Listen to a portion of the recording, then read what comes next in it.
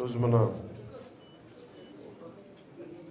కర్నూలు నంద్యాల జిల్లాల్లో ఈ రెండింటికి సంబంధించిన ప్రాజెక్టు ఇది. ప్రధానమంత్రి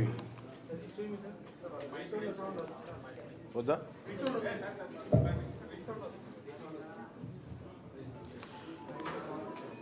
అందరికీ నా హృదయపూర్వక నమస్కారాలు. పాత్రికేయ సోదరులందరికీ, పాత్రికేయ సోదరీమణులకి. ఈరోజు కర్నూలు నంద్యాల జిల్లాలోని ఈ integrated Pinnapuram integrated renewable energy project విజిట్కి వచ్చాను. ప్రత్యేకించి wind, solar, hydro, fossil fuels నుంచి యూజువల్ మన కోల్ ఇవన్నీ స్టాండర్డ్ ఇవి కాకుండా గ్రీన్ ఎనర్జీ, పొల్యూషన్ తక్కువ ఉండి పొల్యూషన్ లేకుండా ఈ ప్రపంచం మొత్తం నడుస్తూ ఉంది. ఇలాంటి దిశలో, ఇలాంటి పరిస్థితుల్లో ఆంధ్రప్రదేశ్కి Greenko company is well known for గత 15 సంవత్సరాలుగా ఇట్స్ రెన్యూబుల్ ఎనర్జీస్లో వాళ్ళు చాలా ప్రతిష్టాత్మకమైన కంపెనీ. అది 15 సంవత్సరాల క్రితం ఇది అనిల్ చల్మల్ శెట్టి గారి ఆధ్వర్యంలోను, అలాగే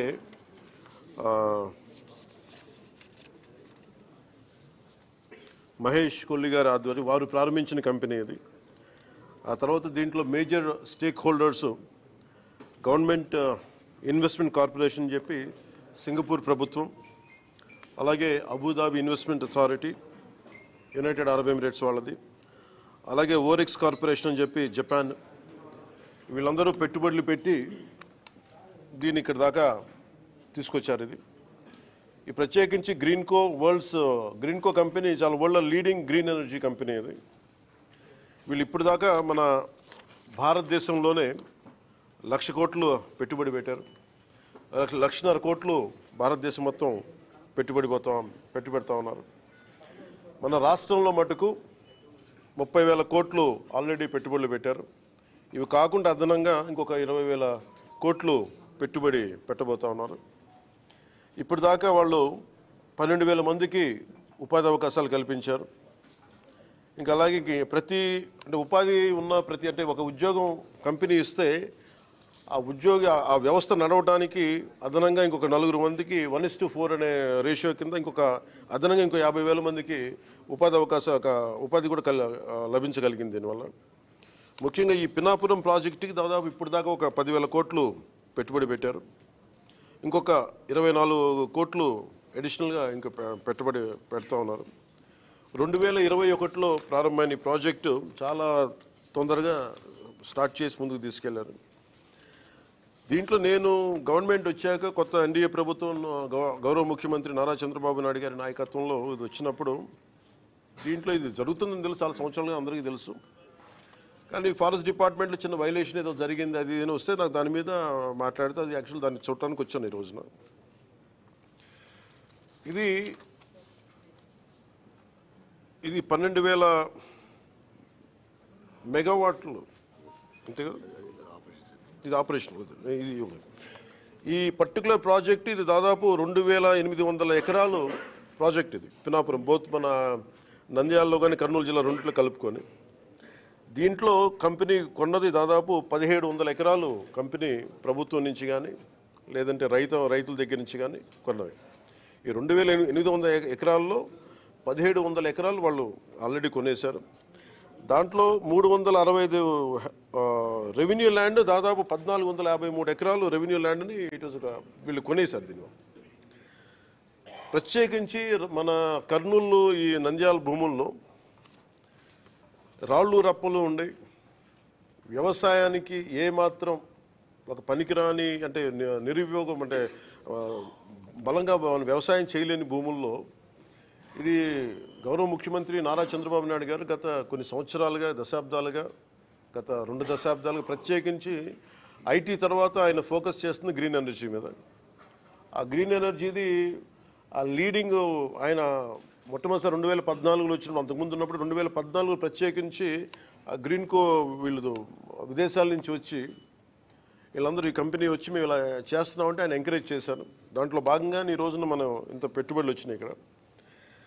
దీనికి సంబంధించి ప్రత్యేకించి అసలు ఏముంది, నేను ఎంతసేపు బయట నుంచి చూస్తా ఉంటే ఇది ఫోటోలో చూడటం లేదంటే సైజ్ ఆఫ్ ద ప్రాజెక్ట్ నాకు తెలియదు. ఎంతసేపు వినటం వేరును చూడటం వేరు. ఇది చాలా ఒక రాష్ట్రానికే దేశానికే చాలా ప్రతిష్టాత్మకమైన ప్రాజెక్ట్ ఇది. ఇండియాలో హైడ్రోనికల్ మనకి వాటర్ మనకి నీటిని వాడుకొని అలాగే గాలిని వాడుతూ అలాగే సోలార్ని వాడుతూ అన్నిటిని మిళితం చేసి ఒక ఇంటిగ్రేటెడ్ ప్రాజెక్ట్ ఇప్పటివరకు ఇండియాలో లేదు. ఫస్ట్ ఆఫ్ ఇట్స్ కైండ్ అది. ఇది ఆపరేషనల్కి వచ్చేసింది. అంటే ముఖ్యంగా గ్రీన్కో కంపెనీ వాళ్ళ హెడ్ ఉంటారు ఇప్పుడు.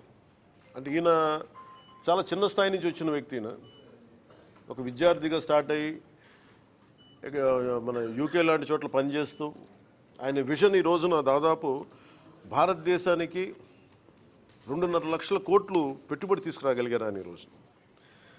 సో మేము ఇన్వెస్ట్మెంట్ ఫ్రెండ్లీ అన్న కంపెనీ అంటే మన ప్రభుత్వం అనే ప్రాసెస్లో ఇది ఒక మేజర్ ఒక ఇష్యూ ఏమొచ్చిందంటే 365 ఎకరాలు చిన్న ఇష్యూ ఉంది between revenue వాళ్ళదేను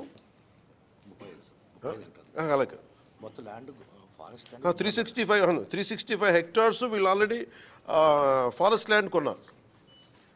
central government permission ఇచ్చింది. 365 హెక్టార్లు ఫారెస్ట్ ల్యాండ్ కొంటే దానికి నేను మొన్న రివ్యూలన్నీ చూస్తున్నప్పుడు ఫారెస్ట్ డిపార్ట్మెంట్ రివ్యూస్ చూస్తున్నప్పుడు కూడా దానికి అంటే మనం ఉదాహరణకి ఒక ప్రాజెక్ట్ కోసం నేను ఎక్కువ సంతకాలు పెట్టేది ఫారెస్ట్ డిపార్ట్మెంట్లో.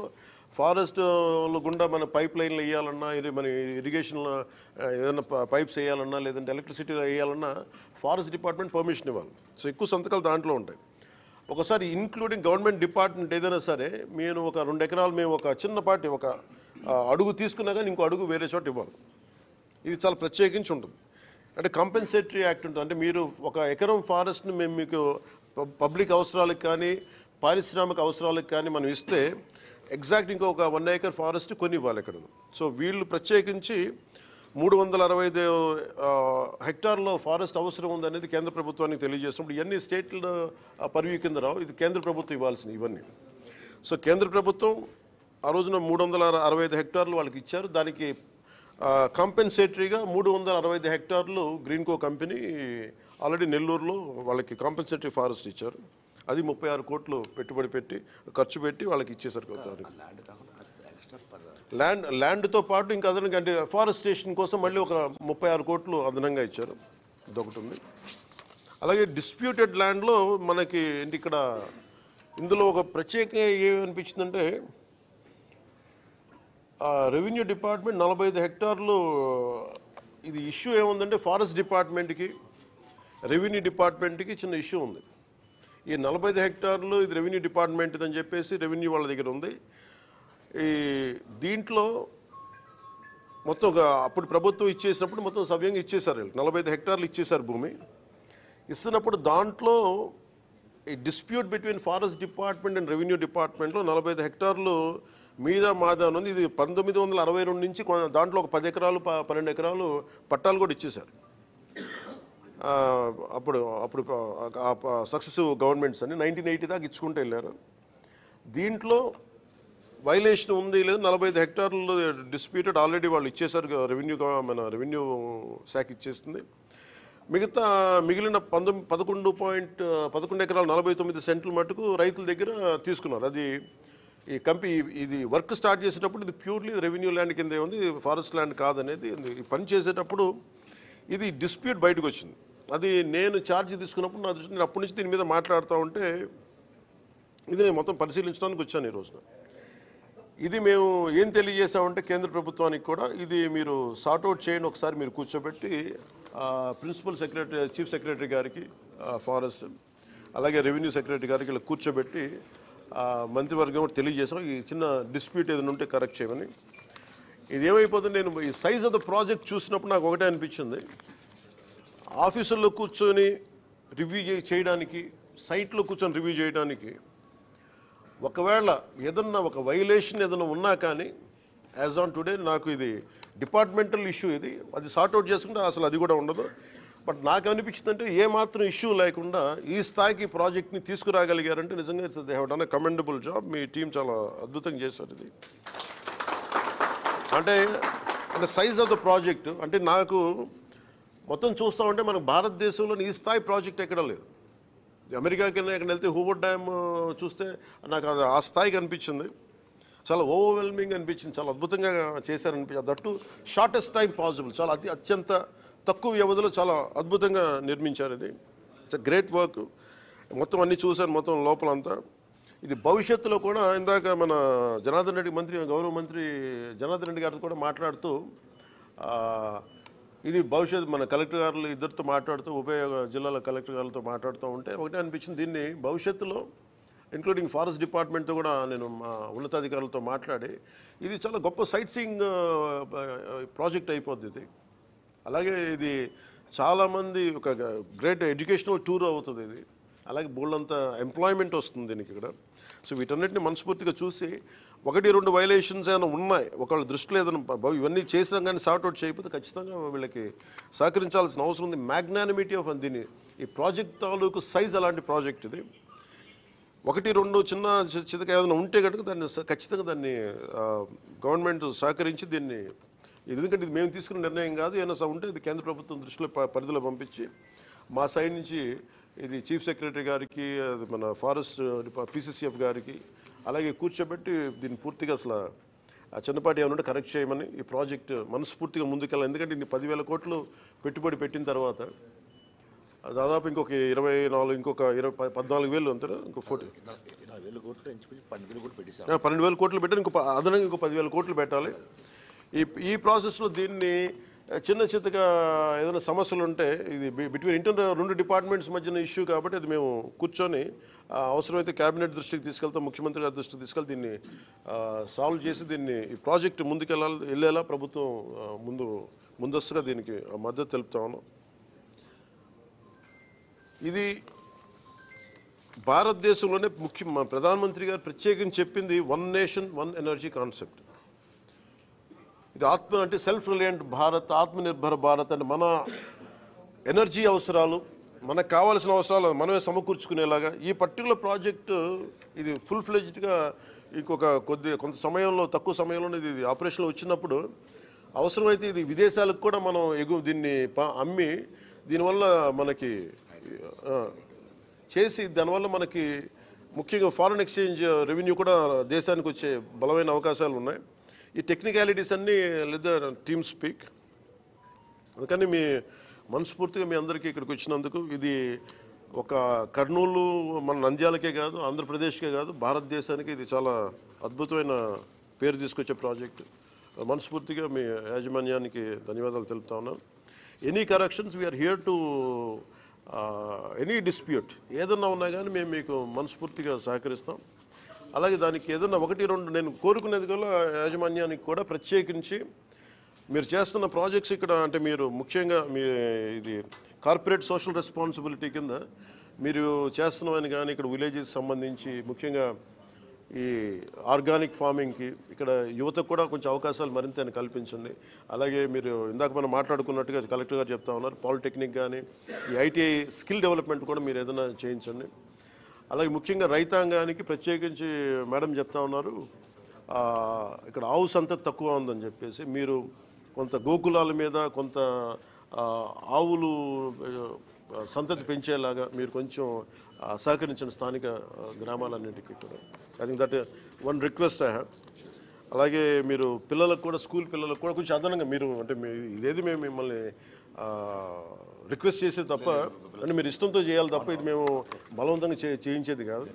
And we request you more అంటే ఎందుకంటే మీరు ఫస్ట్ ఆఫ్ ఇట్స్ కైండ్. ఎందుకంటే ఇట్లాంటి ప్రాజెక్టు అంటే రాళ్ళు రప్పల్లో అంటే మీరు చూడండి ఒక వ్యక్తి ఏదో పని మీద వెళ్తా కూర్చోబెట్టి హెలికాప్టర్ రాళ్ళు రప్పల్లో ఆయన ఒక 10,000 మందికి ఉద్యోగం చూడగలిగాడు. ఒక 40,000 మందికి ఈ రోజు చూస్తే నాకు చాలా ఆశ్చర్యం వేసింది. ఎక్కడో అసలు దారి కూడా లేదు, హెలికాప్టర్ అసలు దారి ఏం కనిపించలేదు. కానీ 40,000 మందికి దాదాపు భవిష్యత్తులో ఇంకొక 10,000 మందికి డైరెక్ట్ ఉపాధి కల్పించడం ఇవన్నీ రాళ్లలో రప్పల్లో ఇంత ఉపాధి అవకాశాలు చూసినందుకు మనస్ఫూర్తిగా గ్రీన్కో కంపెనీ యాజమాన్యానికి మనస్ఫూర్తిగా నా ధన్యవాదాలు హోల్ హార్టెడ్లీ. అంటే ఈ ప్రాజెక్ట్ నేను ఇందాక అడిగింది ఏంటంటే అందరినీ మా పేషెంట్ కూడా అడిగింది అసలు ఈ ప్రాజెక్టు దీని ఏం చేస్తే ప్రాజెక్ట్ నాకు అర్థమయ్యే మామూలు భాషలో చెప్పండి నాకు ఈ మెగావాట్లు గిగావాట్లు నాకు ఎన్ని కొంచెం అర్థం కావడం కొంచెం ఇబ్బందిగా ఉంటుంది అంటే నేను ఒక ఇంట్లో కూర్చొని నేను లైట్లు వేసుకుంటే నాకు ఎన్నింట్లో లైట్లు వెలుగుతాయని అడిగితే 43 లక్షల ఇళ్లల్లో ఒక 200 యూనిట్లు చొప్పున రోజుకి వాడుకుంటే 43 లక్షల ఇళ్ళకి ఇది ఈ ప్రాజెక్టు డైరెక్ట్ పవర్ ఇవ్వగలదు